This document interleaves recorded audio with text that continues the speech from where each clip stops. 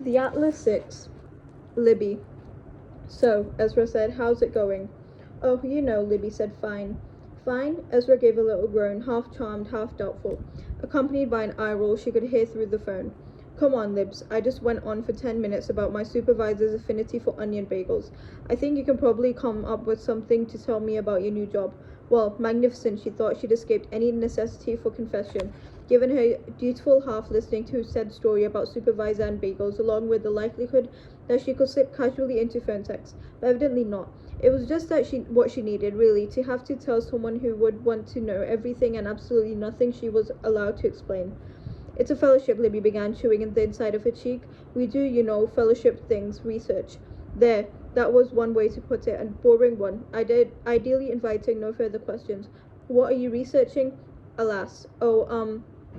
There has always been an intersect between magic and science, Atlas had said upon introduction to the first topic of study, leading them inside what he referred to as the reading room. It was a split-level, high-ceilinged open space with a series of tables in the center, most of which were occupied with nothing aside from one or two chairs and a small reading lamp. Illumination was minimal in the bottom half of the room, so as to not disturb the literature itself, while the top table level glowed faintly with track lighting looked down from a balcony lined with shelves.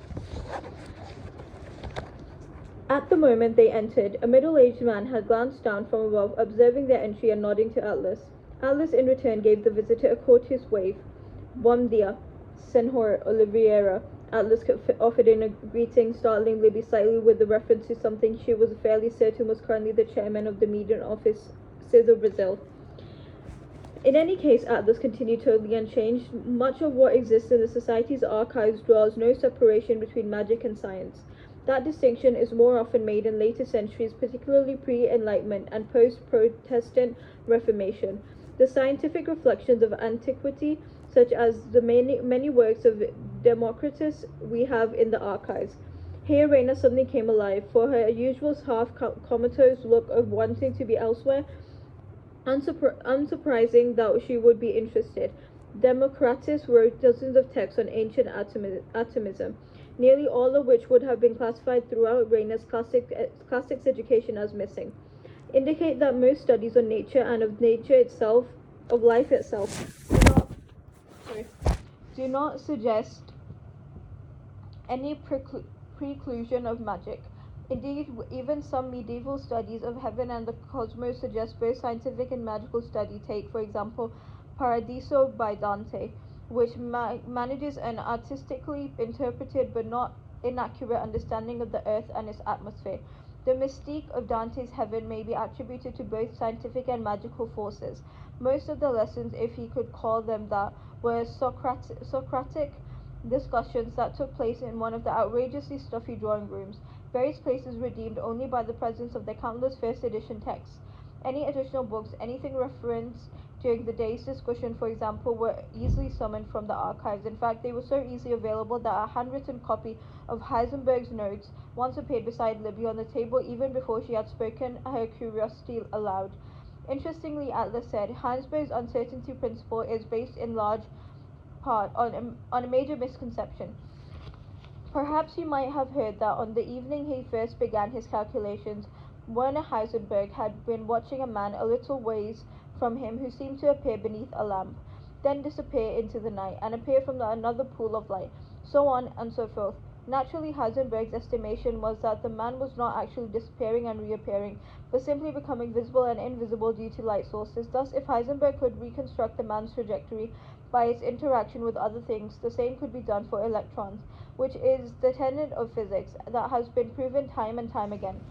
Unfortunately, Atlas chuckled. The man that poor Werner was watching was actually a medium called Ambrose Visser, who could very much disappear and reappear at will, and who happened to be having a marvelous time doing so that very evening.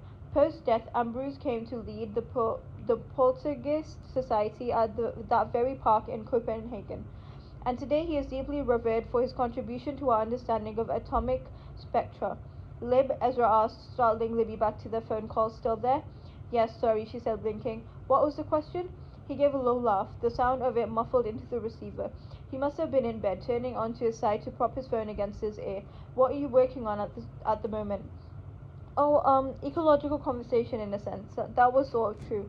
If one considered the process of ter- terraforming hostile environments to be an ecological study, the previous afternoon Libby and Nico had spent nearly all their energy trying to alter the molecular makeup of the painted room, hoping to tweak the nature of its atmosphere to their preferred specifications. They had been told to stop, though it was in a rather snippy tone when Raina said the fig plant in the corner was suffocating. We're just trying to understand basic principles of science and magic so we can apply them to bigger projects. Like, for example, wormholes. So far, Nico and Libby had managed to successfully create one wormhole, which had taken 2 weeks of research and an entire day of casting to accomplish. Ultimately, Nico had been forced to test it himself because no one else was willing to take the chance they might accidentally wind up in Jupiter. An impossibility technically, as it would have taken at least 10,000 Nicos and Libbys to power anything even close to that magnitude of power and precision.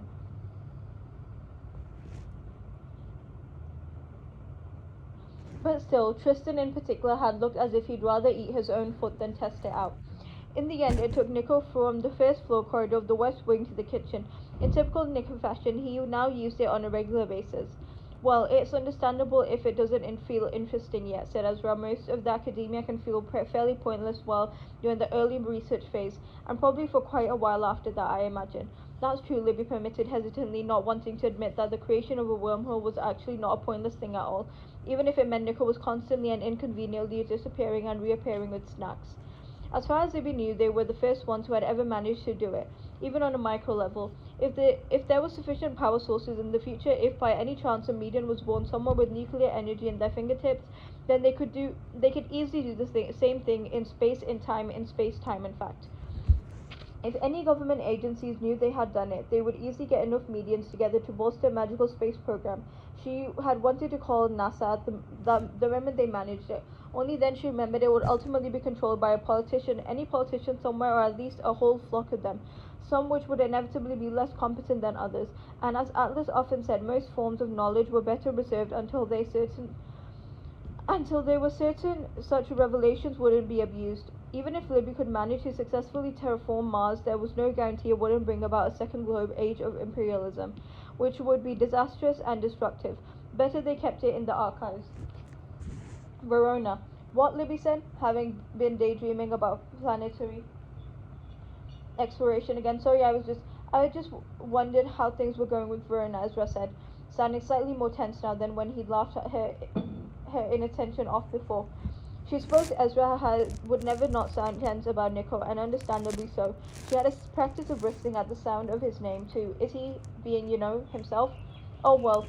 At that precise moment, Libby heard a burst of nonsensical Nico sounds from the gallery, which meant he was probably sparring with Raina again. That had begun almost immediately after the installation being Aldous' word for all of them nearly dying on their very first night as part of the society. And now Nico and Raina had a habit of doing what apparently appeared to be daily martial arts work cut together.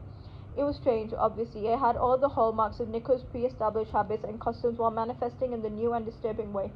Not that Nico had ever been particularly devoted to wearing shirts, for example, but coming across him without one, dripping sweat and colliding with Libby in the hallway only to slime the front of her blouse with his perspiration was not all too frequent an occurrence. Admittedly, the ease of Nico's comradeship with Raina, or whatever it could be called, had bothered Libby at first, terrible as it was to acknowledge. Nico was currently the closest thing Libby had to a friend. Raina had just made it clear she had no interest in being amicable with Libby, and others certainly hated her. In that case of Callum, the feeling was deeply mutual, so the potential loss of Nico was a blow, something Libby had never thought she'd say about Nico de Verona, or the lack of him. She was particularly resentful of the fact that Raina and Nico had bonded over their joint foray into violence, both because it meant Libby might lose Nico's alliance, thereby chancing her own elimination once the others felt free to confess their collective dislike, and because it was annoying that Nico had spent 4 years hating Libby only to befriend a girl who almost never spoke except to scowl. Don't pout, Rose, advised Nico. By then they had all taken to exploring the grounds within the society's wards.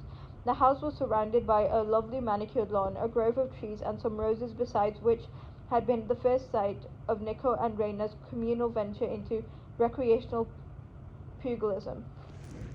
It was sometime in the early weeks when Nico had first pulled Libby aside aside her, shading her eyes from the high summer sun, and him toweling the sheen of sweat from his chest. I still need you, he assured her, even his effervescent, pompous self. Oh, good, Libby said dryly. Thanks heavens, I'm still of some use to you. Actually, I've been meaning to tell you something. Nico wasn't listening.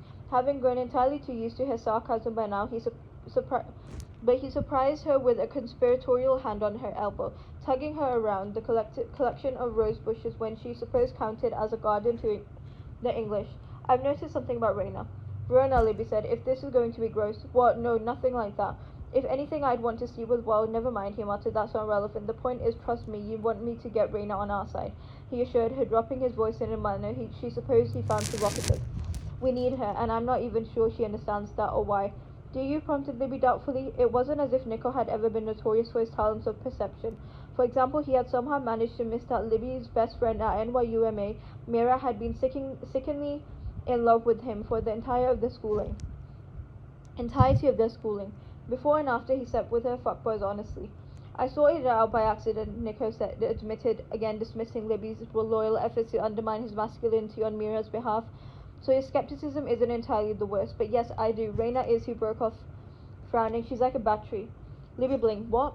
Well, I've been thinking about it, and what is a naturalist except for a type of energy source, right? I don't know how she's doing it or what she's tapping into, but think about it, Rhodes. Nico seemed to be imploring her irritatingly, as if the gears in her head were not already turning precisely as his had turned. I noticed it when we took on the waves median at the installation. When I was touching her, it was like I had extra power source. The epiphany and its corresponding conversation had occurred pre-wormhole. Truthfully, they wouldn't have managed it at all if not for Nico fingering this out of Raina, but Libby certainly hadn't confessed that to his face, nor did she plan to. We'll have to test it, Libby said, glancing over her shoulder. It was a bit exciting discovering that their alliance was an alliance indeed. He had clearly waited until they were alone to share suspicions. Do you think she'd be on our side? Rose, she is already on our side, Nico scoffed, which at first Libby attributed to his indefatigable